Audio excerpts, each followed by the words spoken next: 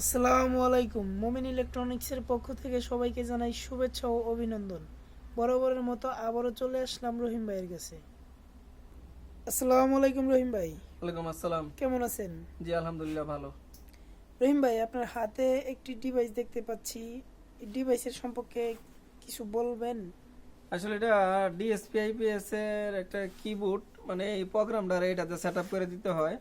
অনেকে যে এই সেট আপটা যদি না বুঝে এই ডিএসপি সার্কিট ওনারা চালু করতে পারে না। এটা এমন একটা সার্কিট, আপনি কিনলেই যে আইপিএস এ বসাই দিতে পারবেন এমন না, সেট আপটা শিখতে হবে বাধ্যতামূলক।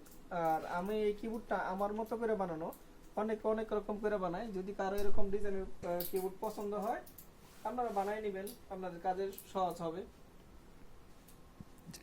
ভাই, সিস্টেমটা কি একটু দেখানো যায় এই যে আমাদেরকে? সিস্টেমটা, এই যে এইটা হচ্ছে এলইডি লাইট, আর এটা হচ্ছে এই কিবোর্ডের কালেকশন। এই যে ওইখানে কিবোর্ডের কালেকশন থাকে।